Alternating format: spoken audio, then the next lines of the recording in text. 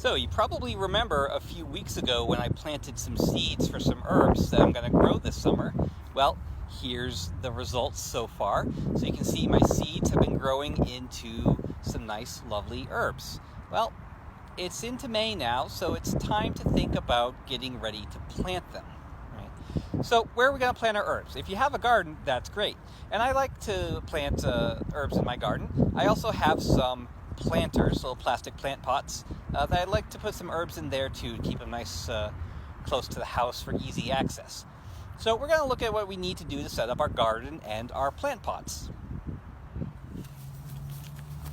So I've got my garden right here. It's a nice 12 by 12 slightly raised bed garden, and I've got some plant pots I'm going to put some of my herbs into as well. So you got to think about your soil and what kind of soil you got and what the condition of the soil is. So you need a soil that is got plenty of organic material in there, because that's really what feeds your plants. You also need that soil to be nice and loose for a couple of different reasons. Look at the soil after all winter. It's pretty hard, right? It's packed down from the winter.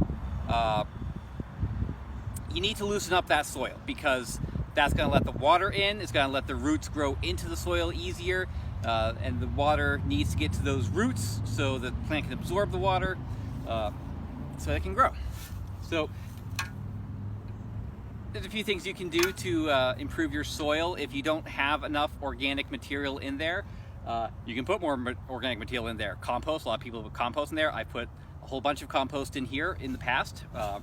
You can do peat moss to help lighten the soil up a little bit too. I put peat moss in here in the past.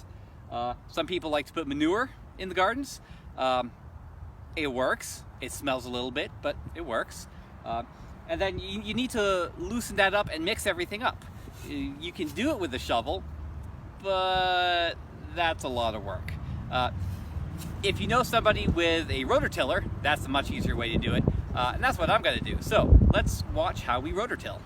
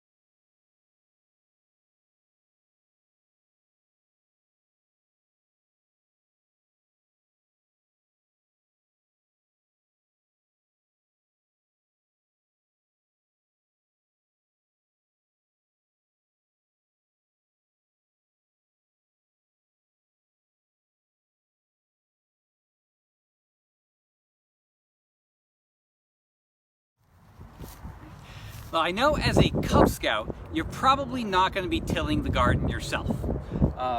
But there's lots of things with gardening you can do. So leave the tilling to an older scout or your parent or adult partner. But help out. You can think about helping choose what you're going to grow in your garden.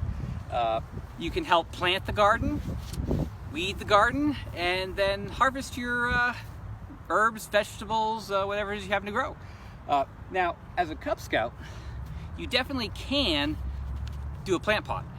Now, if you don't have a garden to steal soil from like I do, your local home supply store usually has bags of gardening soil. And just get a small pot like this, a little bit of that gardening soil, and you can plant whatever you like there. Herbs go great in plant pots like this. Tomatoes might need a little bit larger of a plant pot than that, but still tomatoes work good. So I've got 3 plant pots right here, and I'm going to do parsley in one, oregano in the second one, and thyme in the third one. There's never enough time. So it's easy.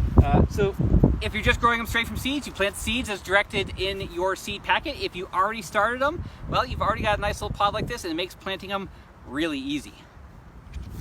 Just open up a little space in there, drop it in, put the soil around it, and you're good. All right. You just gotta remember, leave it in a sunny spot, water it as need, look at the soil. If the soil looks dry, add a little bit of water. If it is still pretty moist, you don't need to add water that day. So that's my garden.